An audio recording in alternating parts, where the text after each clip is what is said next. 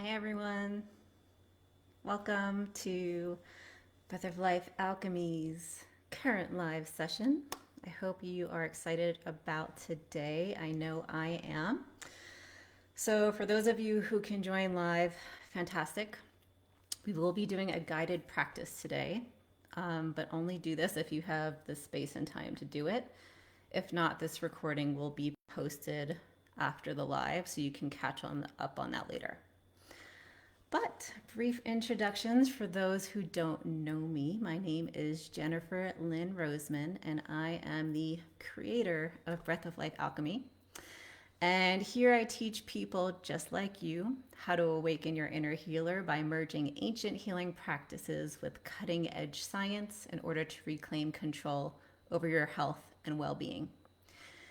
And so today we are going to be talking about unlocking the doors to emotional liberation and well being through the emotion channel, which, if you've been attending my other live videos and webinars, we have discussed previously, but just in case you're new, I'll go over it. So, from the somatic awareness perspective, there are 5 channels of awareness, and the emotional channel is just one of the 5. And so we have the sensation channel, which is basically the sensations that occur in the body, like hot, cold, soft, hard, etc., etc. And then we have the imagination channel. So what image do we imagine when we think about something? And then we have the behavioral or posture channel, which is what do our bodies do when we are thinking about something.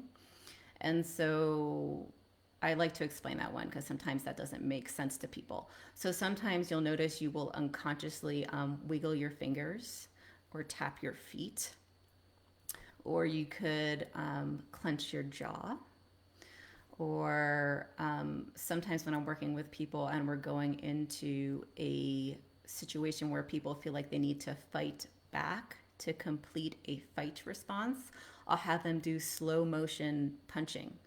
So it's really like they're just winding up and really thinking about taking that action that they wanted to take to complete an anger or a fight pattern in the body, I should say.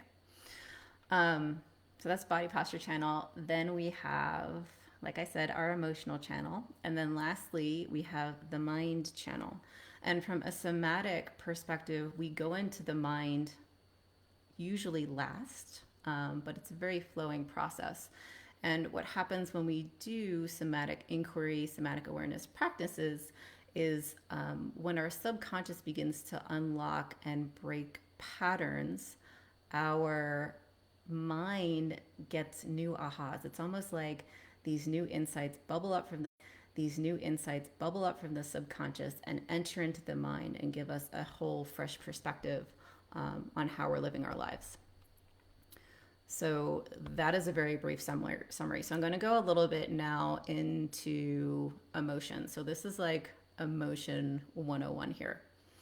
So what are emotions, right? I never even thought when I was creating this webinar, like, what are emotions? Like, what are they really?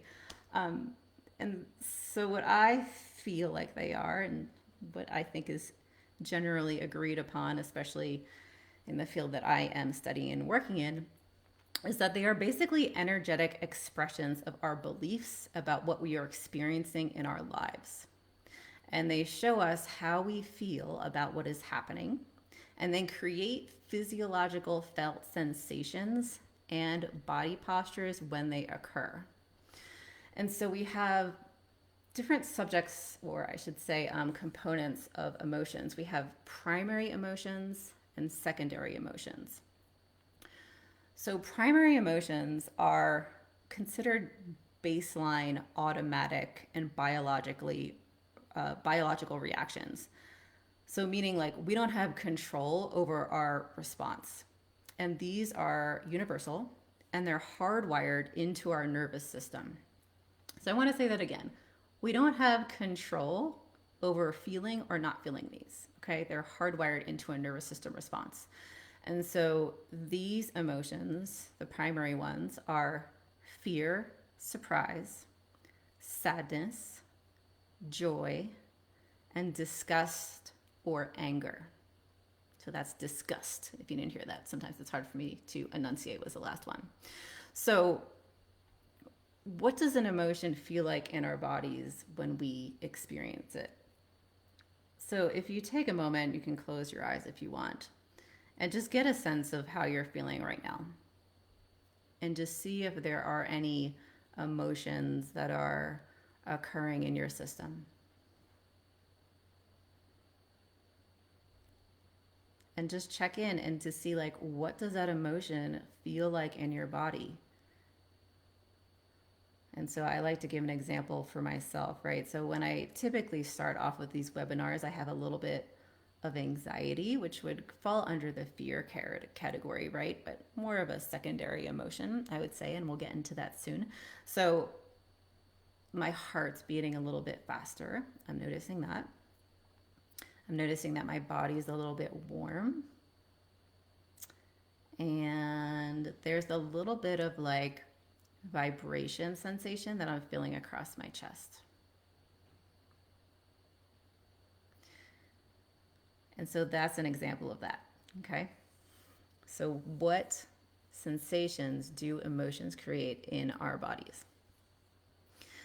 So secondary emotions are a little more complex, right? So there are emotional responses that follow the primary emotions unless the primary emotions are processed fully and effectively when they first occur.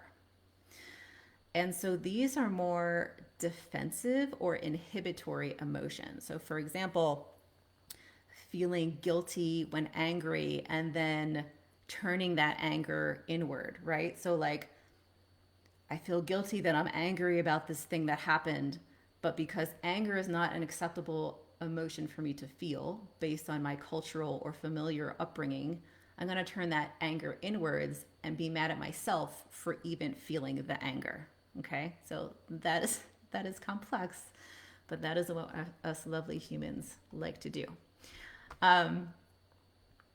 So these secondary emotions, they're not necessarily recognized or expressed universally across cultures like primary emotions are.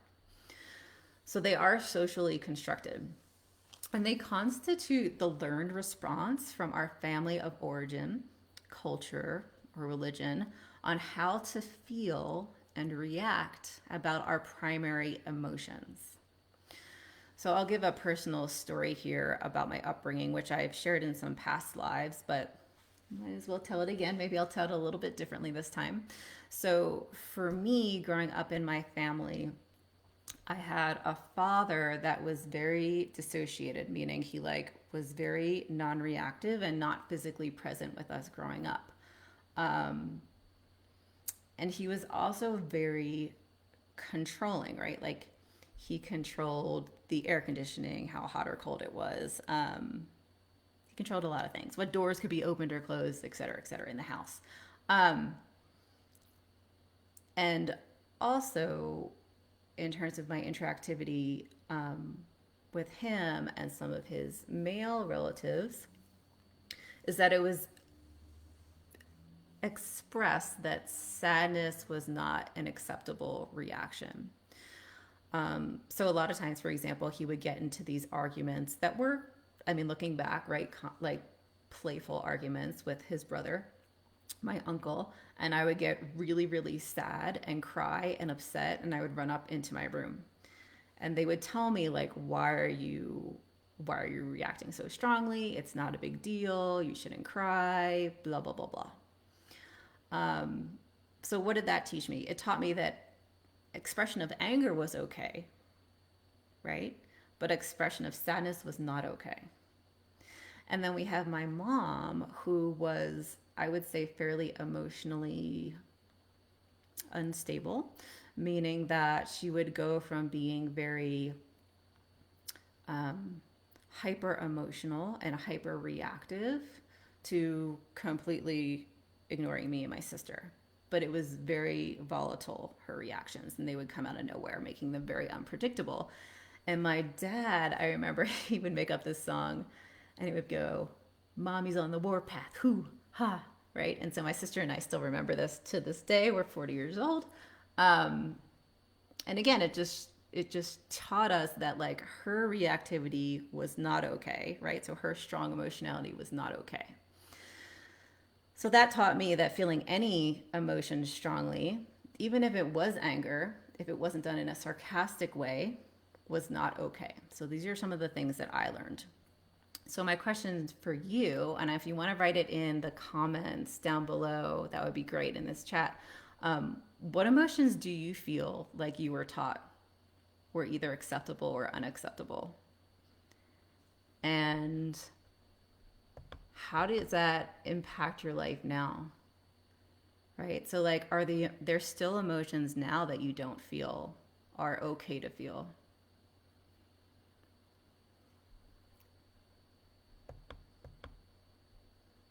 And yeah, so it's just important to become aware of that. So I just want you to do a little check-in and just see how you feel about your lack of feelings or your inability to accept certain feelings.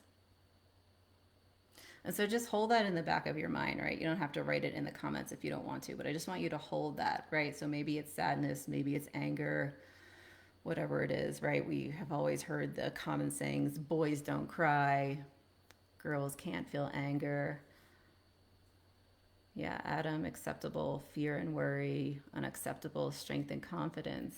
Yeah, good, good. Yeah, thank you for sharing that. So we all have these things, and it's going to be different for all of us just based on our experiences. So what happens is that the emotions that we typically feel are unacceptable are oftentimes the emotions that get suppressed and stuck in our bodies. And this is because we don't allow ourselves to feel them to completion, to feel them fully, which leads to the nervous system getting stuck.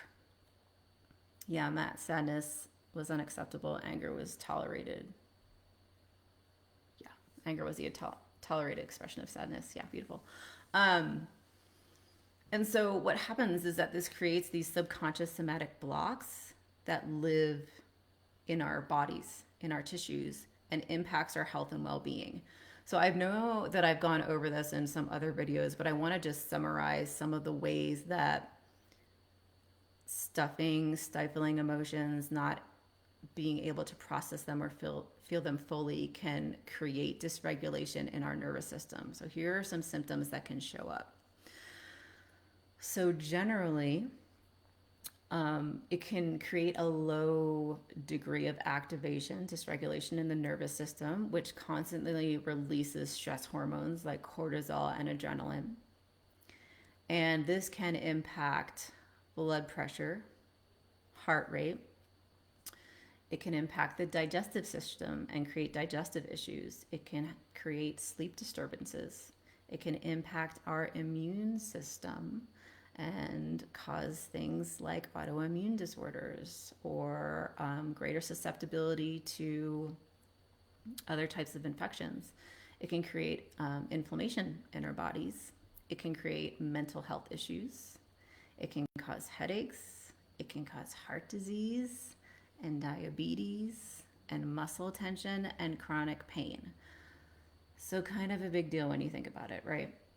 And what happens over time when we continue to do this over and over and over again, right? Things that fire together, wire together, meaning like our neurons in our brain, and neuroplasticity, which is our brain's ability to develop neural pathways and create patterns of repetition that become automatic. Prolonged suppression of emotions can alter brain structures and functions due to this concept of neuroplasticity. And this can overall lead to heightened sensitivity to stress and difficulty managing emotions. And it can literally decrease our window of tolerance. I talked about a window of tolerance in some other videos, right? So we like lose tolerance for things, right? Where we could have tolerated a large degree of stress and activation and intense experiences, our window shrinks and shrinks and shrinks until we can only tolerate a very, very limited degree of experiences that don't meet our expectations. And so again, this creates dysregulation in the nervous system. What this also does from like an internal family systems psychospiritual perspective is that it creates fragmentation in our psyche.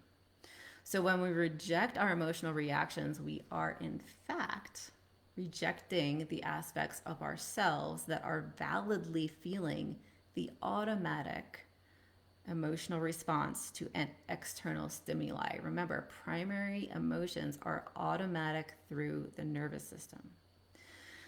So now oftentimes we respond not from our present day age selves though, right? But we respond from a wounded inner child part of ourselves who became frozen in time at the time of our original emotional suppression, right? So like when we learn this stuff, which we might not even have remembered because it happened between the ages of 0 to 7, when our brain waves were so slow that we were learning things in a hypnotic, almost trance-like state, right? So this is why the somatic aspect and the somatic inquiry becomes so important, because it's the only way to really unlock these things in our systems. We can't think our way out of it, right? It's not going to work. I've tried, I'm sure you've tried, right? And so what happens is this makes our ability to accept and move through our primary emotions more difficult, because the wounded parts of ourselves do not feel like it's safe to feel these emotions. But what's really great is that we can help unlock this stuck part of ourselves by having a conversation with our hurt inner child in order to figure out what steps need to be taken to repair and heal. So another question for you guys. Can you remember when you were first taught that an emotional reaction was unacceptable? And if so, what was that emotion? Can you get a feel for how old you were? And can you remember any details about it, about the situation that occurred? Or maybe it was just a vague impression or understanding that was communicated non-verbally through your family or culture's interactions and behaviors. So ask that one more time, and you can write it in the chat if you want, or just have it like in the back of your mind. I just want you to think about this because it will come in handy in our practice soon. So question, can you remember when you were first taught that an emotional reaction was unacceptable? What was that emotion? How old were you? And can you remember any details about it? Or is it a vague impression or understanding that was communicated non-verbally through your family's or cultural's interactions and behaviors? Yeah, Adam, 4 years old, don't show excitement. Okay.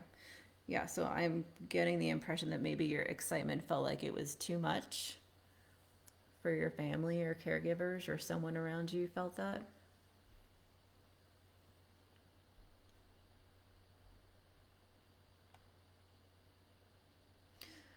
Yeah, yeah.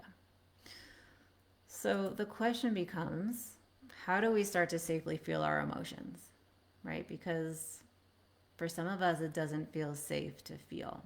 So how do we gently open up the doorway to these experiences? Claudia, yeah, it was not communicated, but the eyes would tell you to drop it. Yes. That was, my dad did that. He had the stare of death. We called it the death stare, me and my sister. So good at it. We automatically froze in whatever we were doing. Okay.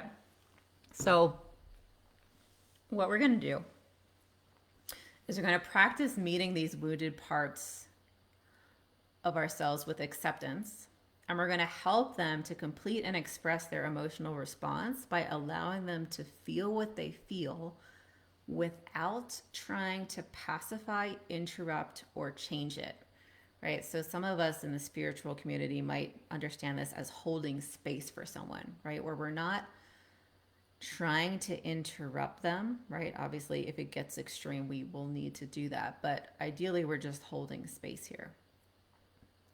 And what happens when we hold space for someone in this way and for our own inner child selves is that we stand in the position of the divine nurturer, right? The divine mother or father figure that we wish that we had, that we might have that we might not have experienced at the moment in time when we needed it.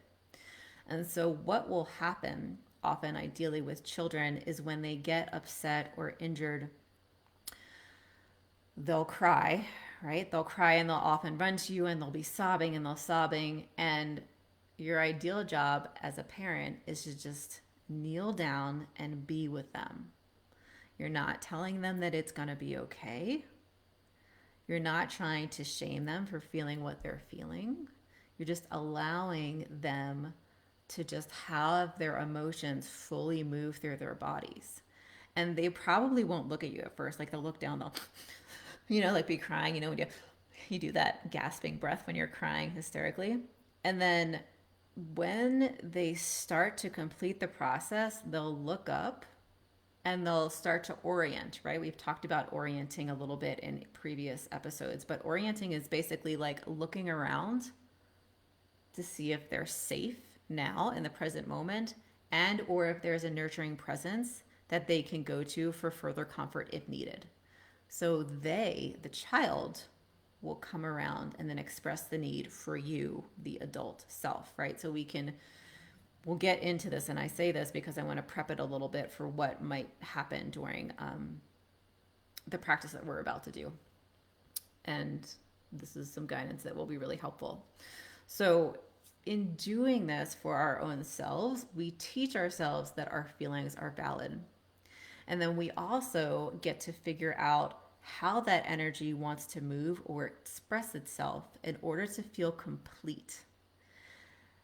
And when we feel complete in terms of moving these emotions, moving the energy, we'll regain a sense of wholeness or unity within the psyche. So we can literally restore that.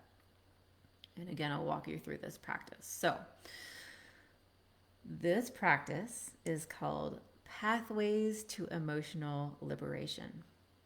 So if you are in a place where you feel like you can take the time to do this, you can set yourself up in a comfortable seat. You can lay down, just make yourself as comfortable as possible. And if not, like I said, don't worry, this will be recorded and I'll post it here in this Facebook group. But in the meantime, just take a moment and make yourself comfortable.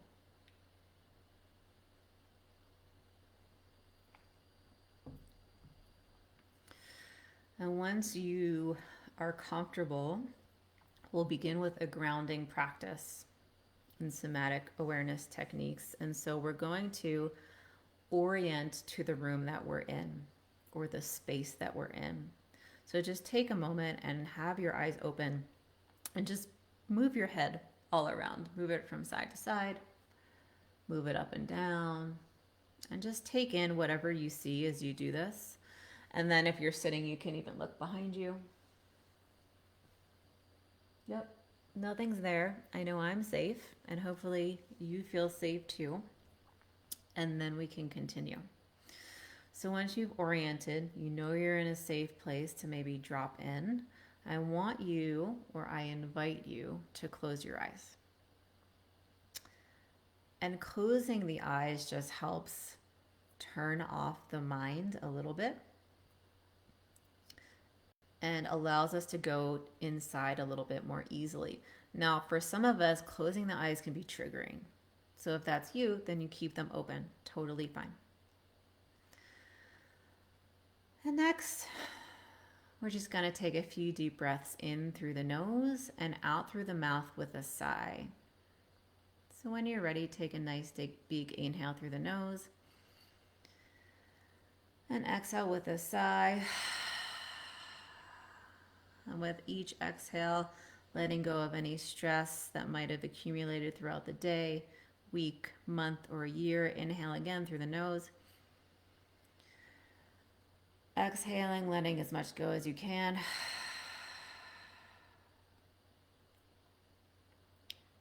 One more time, inhaling deeply through the nose, taking in the beautiful breath, the air, the prana, and exhaling when you're ready, letting it go.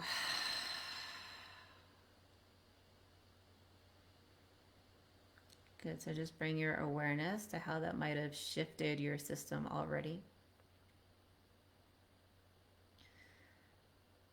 And now I invite you to feel all points of contact that your body has with the ground or support beneath you.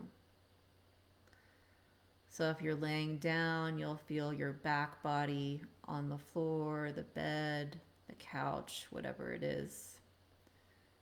And just you'll really feel all those aspects that are making contact to the ground, the support beneath you, holding you in space and time, holding you in the present moment. And if you're sitting in a chair, just do the same thing. If your feet are on the floor, you're just going to really feel the feet being in contact with the floor. You're going to feel the sitting bones on the chair. Whatever aspects of your back or head or neck or arms, legs are touching the chair, feel into that.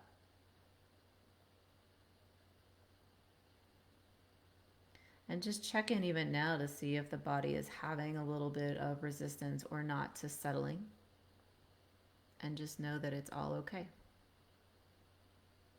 Whatever you're feeling is completely valid and it's completely acceptable.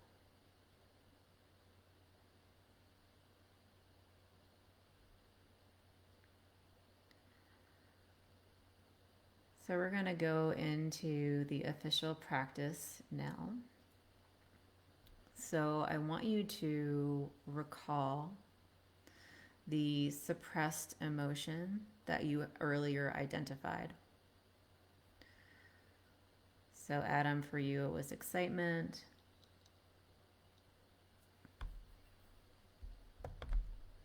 And could be fear, anger, sadness. It could be any emotion. Just think about that emotion. And see if you can maybe start to feel into that emotion a little bit, right? So not like feeling it at 100%, but maybe 10%.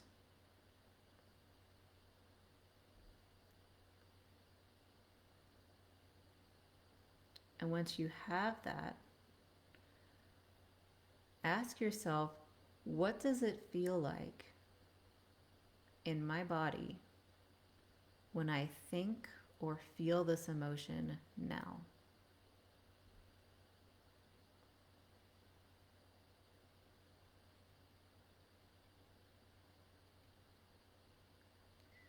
And where do you feel the emotion?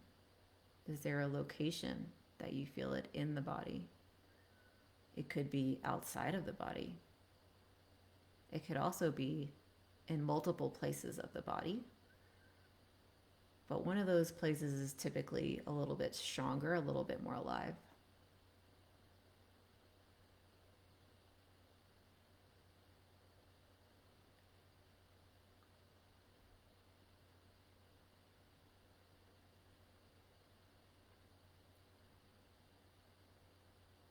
And once you have an awareness of that, what qualities does this sensation have? Is it hot or cold? Is it moving or still? Is it tight or loose? Is it heavy or soft? Those are just a few examples, but it could really be anything. So take a moment and check in to feel that.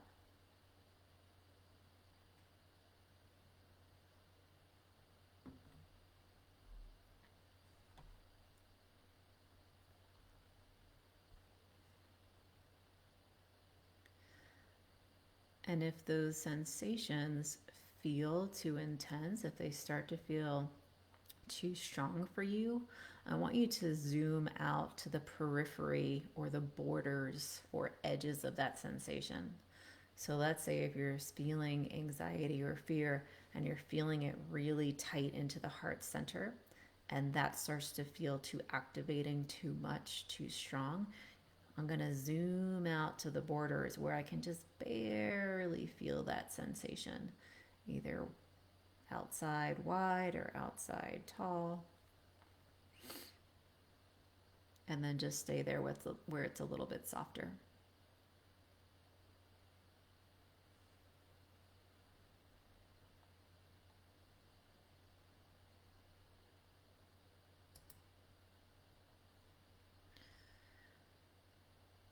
So now that you have an awareness of that,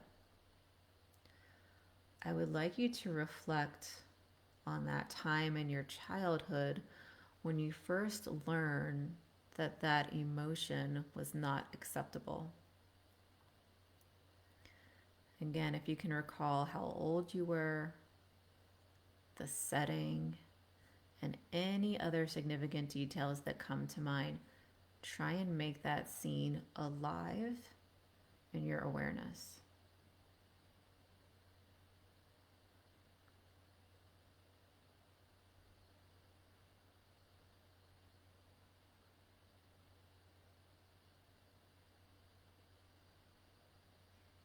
And see if you can connect with your childhood self through the area of the body that has that felt sense of the emotion. All right, so if it was in your heart, it would be in the space of your heart or chest. If it was in your belly, it would be in the belly. If it was in your shoulders, the jaw, whatever it was, just connect back with that space. And again, bring that childhood self into that area. Right? So you're linking them together. And now, what I want you to imagine doing is I want you to imagine separating that child self from that area of your body and energetically sitting it in front of you. So imagine him or her, they can either be sitting or standing. They'll typically do whatever they'll do once you place them outside of yourself.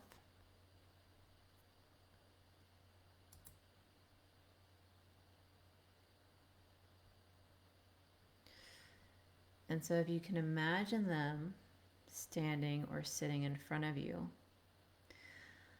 I want you to now imagine your adult self at your current age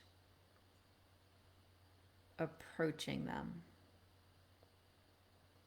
So you, as let's say your 43-year-old, 54-year-old, 36-year-old self is walking up to that small child who was never able to feel that emotion fully.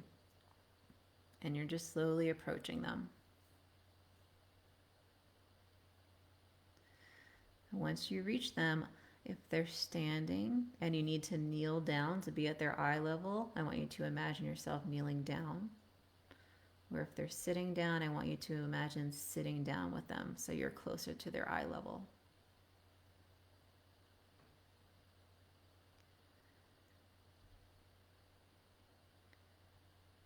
And as you sit down, I want your adult self to say to your child self, using the most affirming, compassionate words possible, the words, I see you, I feel you, I'm here with you. What you're feeling is completely valid. It's okay to feel what you're feeling.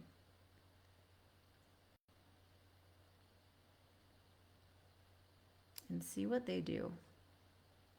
See what the child self does.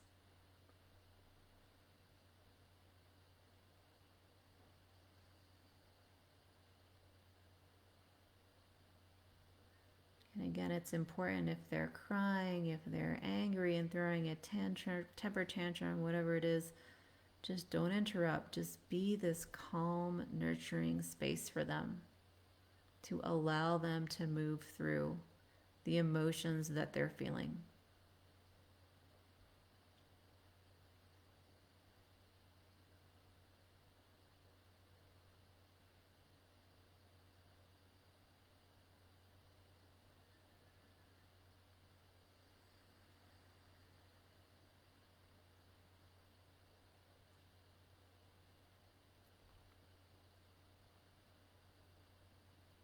And if it feels good to you, you can have a conversation with them.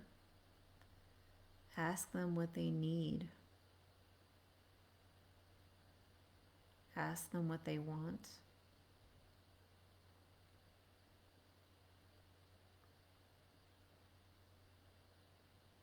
And occasionally just check in and make sure it's okay that you're there with them.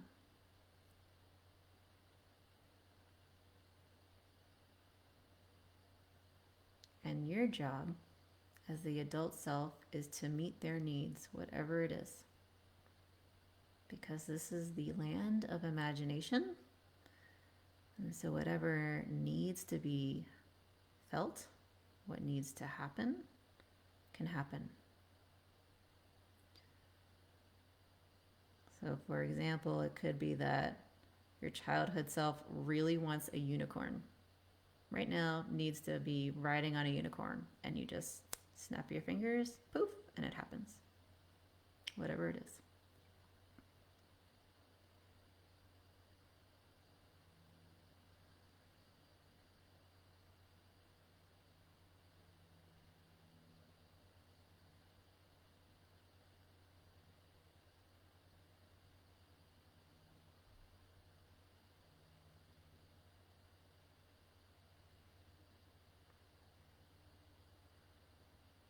Just keep going with your conversation. Ask them whatever you feel intuitively guided to ask them. Maybe they have questions for you that they need answered. Or again, maybe they just need to cry it out, stamp it out, set a building on fire with their imagination, whatever it is. Your job is to let and allow.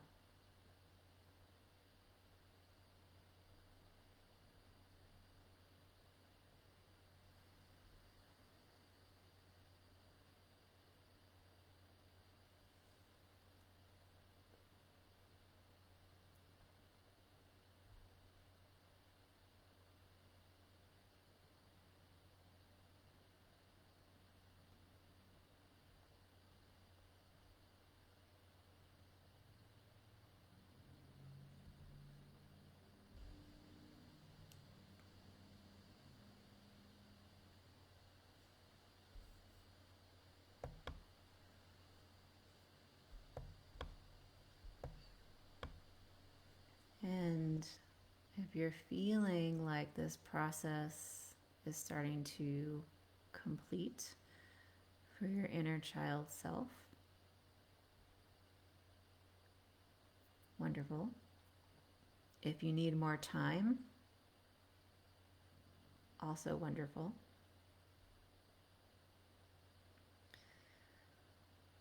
For those that will watch the recording, if you need more time, you can pause the recording now and take as much time as you need, and then come back when you feel like the inner child has completed their emotional response. And for those of you who are live, you can again pause this recording. Actually, you can't pause it, but you can just close down Facebook and then come back to the recording later. But if you're feeling complete, I want you to ask your inner child if they can hug you, or if you can hug them. and ask them if they're ready to be reintegrated with your adult self. And if they say no, which they may, ask them if you can create a safe place for them where they can stay. And it could be whatever sort of dream space that feels safe to them. And promise them that you will check in on them as often as they need. And you can ask them how often they would like you to check in on them. And so if that's what needs to happen, imagine taking them to their safe space, and then compassionately thanking them, feeling grateful for them, and saying farewell, but you will check on them soon. If that inner child is willing to reintegrate into your adult self, when you hug them, just imagine them being absorbed energetically back into your body. And then you might see them being absorbed through the whole torso, again, through that space that was experiencing the emotion at the beginning of that practice. And wherever you feel that absorption, and or wherever you originally felt that emotion, right? So if your child self wasn't able to be absorbed, it's in the safe place, just come back to where you originally felt that unacceptable emotion in your body and place a hand or two hands over that place.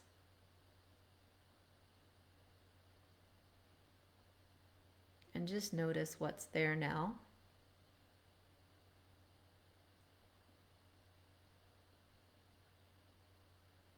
Are there any sensations that are different? Are there any expressions of what we call purging that are happening or that maybe happened during the experience that you wanted to reflect on? So purges can look like crying yourself, eye tearing, shaking, sweating, can be burping. So many ways that we can purge energy.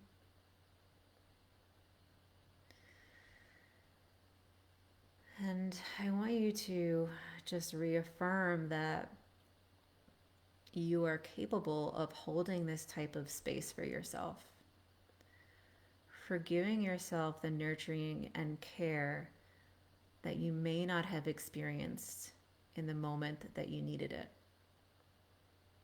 But you can do it for yourself now. You can go back in time and complete these experiences, these unfelt emotions, whenever we need to. And know that this helps change the rewiring of our brain, allows us to feel our feelings when they show up. And it helps us to know that all of our emotions are okay. They're acceptable. Because we are acceptable just as we are. And we can hold this precious space for ourselves anytime we need it. We just need to check in and be aware that we do need it. And practice this over and over again until it becomes a natural part of our lives.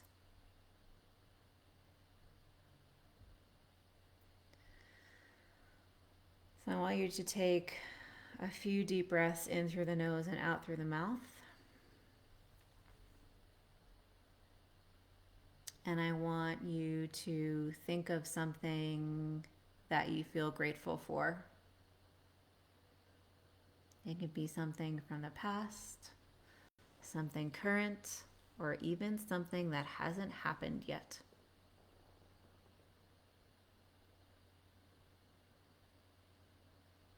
And feel what happens in your body when you think of that thing. And allow it to become fully alive in your body. So there's a felt sense of the sensation of gratitude in your body. And again, like, what does it feel like? Is it light?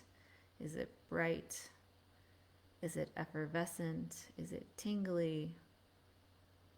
Is it spacey? Whatever it is, just let your system be flooded with this.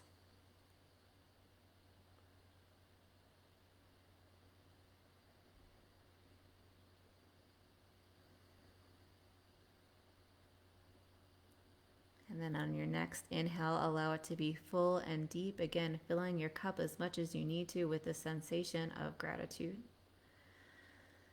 And then when you exhale, just let go of anything that did or did not happen during this experience and know that it is all okay. Whatever you experienced was perfect. And begin to again feel where your body is making contact with the support beneath you. You can maybe start wiggling your fingers or your toes. Maybe your eyes naturally want to open as you start to orient to the room around you.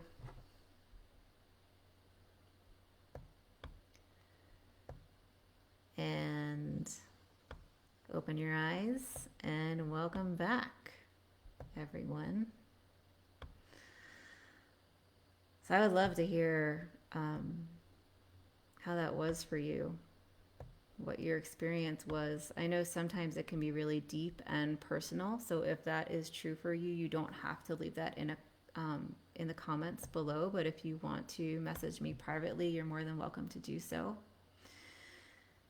And again, this is a gift. This is a gift that we all have the ability to fulfill for ourselves. And I just have, oh, now I'm crying. Feeling the emotion of gratitude, sadness, and joy all at the same time. It's just so precious that we can do this for ourselves now. The amount of healing that this can create in your whole physiological system is incredible. Like there's ultimate healing power in this, and you have that ability, right? So my job here is to empower you, right? To ignite your own inner healer, to give you the sense of empowerment and belief that you can do it, right? We just need to learn how. We just need some guidance. And I am happy to light the way as much as I can. I am honored to do so, and just so grateful to be a part of your lives. And thank you so much. This is the end of our session. And if you have any questions about it, please feel free again to let me know either in the comments below this video once it's posted, or just reach out to me, because I can always do a second follow-up video that can answer your questions. This teaches me how to teach this better, and like teaches me how to make this experience more approachable for you, which I think is really important, because what works for me might not work for everyone else. So it helps me to help you, and vice versa. So thank you again. Love to all. I will see you in the near future. Good night.